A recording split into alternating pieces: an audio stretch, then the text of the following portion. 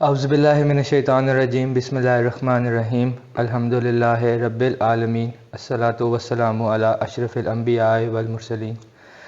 ناظرین السلام علیکم، آپ دیکھ رہے ہیں سیرت لائبریری یوٹیوب چینل، جس پر ہم کرتے ہیں رسول اللہ صلی اللہ علیہ وآلہ وسلم کی زندگی پر باتیں۔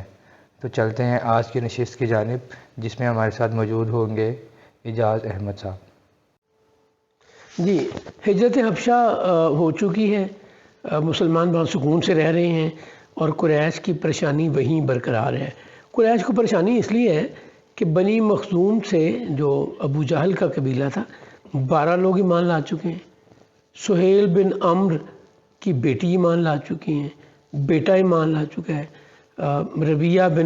عتبہ بن ربیعہ کا بیٹا ابو حذیفہ ایمان لا چکا ہے۔ عبد الرحمن بن عوف جو پہلے عبد ود بن عوف ہوا کرتے تھے بنی زہرہ سے، اب وہ عبد الرحمن بن عوف ہو چکے ہیں۔ بنی امیہ سے عثمان بن عفان ایمان لا چکے ہیں۔ خالد بن سعید بن عاص ایمان لا چکے ہیں۔ عمر بن خطاب ایمان لا چکے ہیں۔ ابو بکر ابن ابو قحافہ ایمان لا چکے ہیں۔ بہت سارے لوگ پرومیننٹ رسول اللہ صلی اللہ علیہ وسلم پر ایمان لا چکے ہیں اور دن بدن یہ تعداد بڑھتی جا رہی ہے۔ قریش یہ سمجھتے ہیں کہ اگر ہم نے یہاں پر رسول اللہ کو تبلیغ سے نہ روکا تو ہم وہ لوز کر جائیں گے جو اس وقت ہماری گرفت میں ہے۔ اب وہ مختلف طریقے اپنا رہے ہیں، مختلف باتیں سوچ رہے ہیں کہ کسی نہ کسی طرح رسول اللہ کو اس بات سے روکا جائے۔ وہ ایک دفعہ جناب ابی طالب جو رسول اللہ کے سرپرست بھی ہیں، باپ کی جگہ ہیں اور باپ کی طرح ہی محبت کرتے ہیں، جانثاری کرتے ہیں، رہتے بھی رسول اللہ صلی اللہ علیہ وسلم جناب ابی طالب کے ساتھ ہی ہیں۔ انہوں نے ایک دفعہ پریشر کیا، انہوں نے دیکھا اس کا کوئی اثر نہیں ہوا۔ اب وہ دوبارہ رسول اللہ صلی اللہ علیہ وسلم کے لیے جناب ابی طالب کے پاس آئے ہیں اور اب ان کی ٹون اچھی نہیں ہے۔ وہ جناب ابی طالب سے کہتے ہیں کہ آپ ہمارے بڑے ہیں، آپ ہمارے لیے عزت کا مقام ہے، لیکن ہم آپ سے ریکویسٹ کر چکے، ہم آپ سے منت کر چکے، آپ نے ہمارا ساتھ نہیں دیا، بھتیجے کو تبلیغ سے نہیں روکا، اب ہمارا صبر کا پیمانہ لبریز ہوتا جا رہا ہے۔ ایسا نہ ہو کہ ہم برداشت سے باہر نکل جائیں اور قبائلی روایات کا خیال نہ رکھیں۔ آپ نے اگر اپنے بھتیجے کو تبلیغ سے نہ روکا تو ہم اس کا بھی بائیکاٹ کریں گے، آپ کا بھی بائیکاٹ کریں گے اور ہم آپ سے جنگ کریں گے، لڑائی کریں گے۔ پھر آپ ہمیں نہ کہنا کہ ہم نے تمہارا بڑے ہونے کا، عزت دار ہونے کا، ہمارے قریشی ہونے کا لحاظ نہیں رکھا۔ اس سے پہلے کہ جناب ابی طالب انہیں کوئی بات جواب میں کہتے، وہ غصے سے اٹھ کر نکل گئے۔ اب یہ ٹون اور چیزیں بتا رہی ہیں کہ حالات اچھے نہیں ہیں، پریشانی والی بات ہے۔ جناب ابی طالب نے وفد کے جاتے ہی رسول اللہ صلی اللہ علیہ وسلم کو پیغام بھیجا کہ بیٹا میری بات سنیں۔ رسول اللہ اس وقت گھر میں موجود نہیں تھے، دوپہر کا وقت تھا۔ پیغام ملتے ہی رسول اللہ تپتی دوپہر میں دھوپ میں چچا کے پاس آتے ہیں۔ چچا کہتے ہیں بیٹا تم جانتے ہو مجھے تم سے کتنی محبت ہے، میرے لیے تم میرے بیٹوں اور بھائیوں سے بڑھ کر ہو اور مجھے اس سے زیادہ تمہیں اپنی محبت اور تعلق سمجھانے کی ضرورت نہیں ہے، بٹ بیٹا مجھ پر اتنا بوجھ ڈالو جتنا میں اٹھا سکوں۔ اب میں بوڑھا ہو گیا ہوں، مجھ سے سارے لوگوں کی مخالفت اور تکلیف پریشانی برداشت کرنے کی وہ ہمت نہیں رہی جو اب تک تھی۔ جب یہ بات ہو رہی ہے اس وقت جناب ابی طالب کی ایج 82 ہے جی۔ اب 82 ایئرز کی ایج میں یہ سارے مسائل، پرابلم، ہمت یقیناً فرق ہوتی ہے جوانی یا درمیانی عمر سے۔ رسول اللہ صلی اللہ علیہ وسلم اپنے طور پہ یہ سمجھ رہے ہیں کہ شاید اب چچا تھک گئے اور میرے ساتھ مزید کھڑا نہیں ہونا چاہتے۔ جناب محمد بن عبداللہ صلی اللہ علیہ وآلہ وسلم اپنے چچا سے کہتے ہیں چچا اگر قریش میرے ایک ہاتھ پر چاند اور دوسرے پر سورج بھی رکھ دے تو میں اللہ کے دین کی تبلیغ سے باز نہیں آؤں گا اس وقت تک جب تک اس دین کو غلبہ حاصل نہ ہو جائے یا میری زندگی کی مہلت ختم نہ ہو جائے۔ میں اپنی آخری سانس تک اللہ کے حکم کی تبلیغ کرتا رہوں گا، مجھے کسی چیز کا ڈر نہیں۔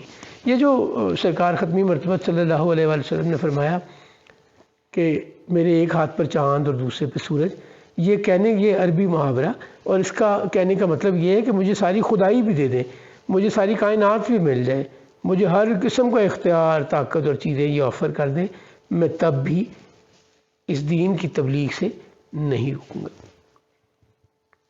یہ کہتے ہوئے رسول اللہ صلی اللہ علیہ وآلہ وسلم کی محبت جو چچا سے تھی، اس میں سرکار کی آنکھوں میں آنسو تھے، اور یہ کہہ کر مزید گفتگو کرنے کی بجائے سرکار اٹھ کر دروازے کی طرف چلے تو باپ کی محبت بھی کام نہیں ہوتی۔ جناب ابی طالب نے کہا بیٹا ادھر آؤ، گلے سے لگایا، ماتھا چوما اور کہا کہ مجھ پر جو مرضی گزرے، جیسے آج تک تمہارا ساتھ دیتا آیا ہوں، آخری سانس تک تمہارا ساتھ دوں گا اور اس میں کوئی کمی نہیں آئے گی۔ بیٹا تم جو چاہو وہ کرو، میں تمہارے ساتھ ہوں۔ رسول اللہ صلی اللہ علیہ وسلم نے جناب ابی طالب کی گفتگو سن کر مسکرائے اور محبت کی نظر سے دیکھا، جیسے ایک بیٹا اپنے باپ کو کسی شفقت پر دیکھا کرتا ہے۔ یوں جناب ابی طالب نے دوسرا پریشر بھی اپنے اوپر برداشت کیا، جو بڑا ہی مشکل اور عجیب صورتحال تھی۔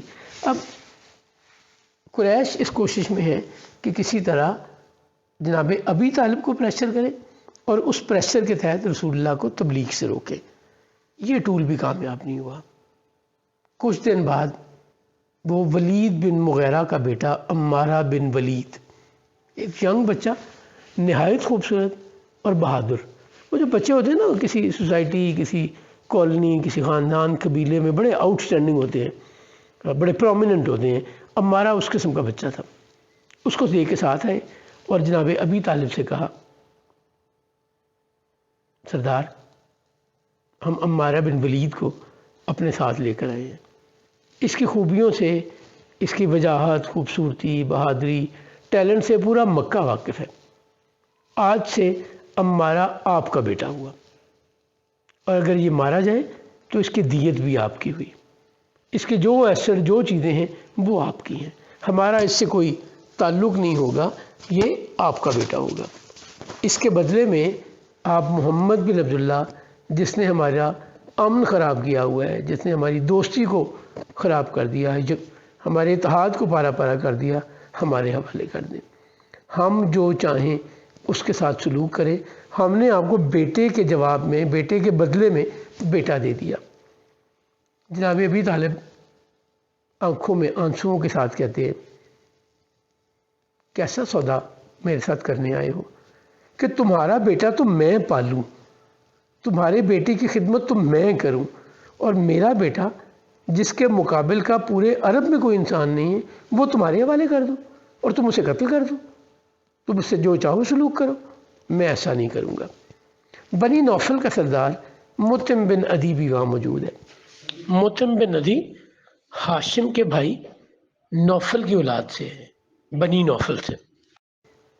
تو مطعم بن عدی کہتا ہے اپنے بھائی کو، اپنے چچا کے بیٹے کو، بھائی ہم تو آپ کے لیے بڑا اچھا سلوشن لے کر آئے تھے، بٹ مجھے لگتا ہے آپ صلح چاہتے نہیں ہیں، آپ سکون چاہتے نہیں ہیں، آپ کی قوم نے آپ کے ساتھ بہت اچھا سلوک کرنا چاہا لیکن آپ ہٹ دھرمی دکھا رہے ہیں۔ جناب ابی طالب کہتے ہیں کہ مجھے باقیوں سے تو یہ امید ہو سکتی تھی کہ وہ میرے ساتھ ایسی بات کریں، میرے خلاف بات کریں، میرے بھتیجے کے بارے میں برا سوچیں، میں اپنے چچا کے بیٹے کے بارے میں یہ سوچ بھی نہیں سکتا تھا کہ وہ میرے ساتھ اتنا برا سودا لے کر آئے گا، اتنی بری آفر لے کر آئے گا۔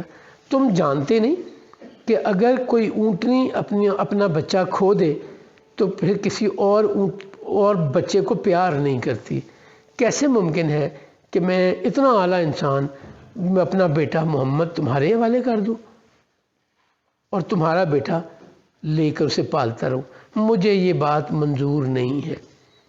اس وفد نے جاتے جاتے ایک ایسی بات کہی جس نے جناب ابی طالب کو شدید پریشانی، خوف اور فکر میں مبتلا کر دیا۔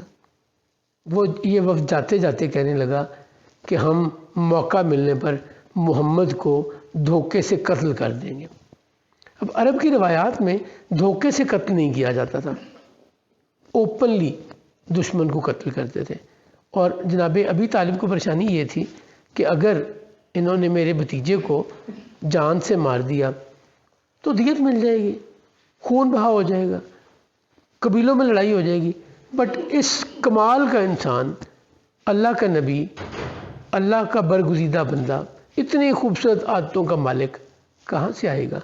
میرا بھتیجا صرف بھتیجا نہیں ہے، وہ سردار ہے۔ یوں جناب ابی طالب کی پریشانی میں آپ نے سوچنا شروع کر دیا کہ مجھے کیا کرنا چاہیے۔ جناب ابی طالب نے اس دھمکی کے بعد کیا کیا، انشاءاللہ اگلے سیشن میں ہم اس پہ بات کریں گے۔ یہ تھی ہماری آج کی نشست۔ آپ سے ملاقات ہوگی اگلی نشست میں، تب تک ہم سے جڑے رہیے اور دیکھتے رہیے سیرت لائبریری یوٹیوب چینل۔ اللہ حافظ۔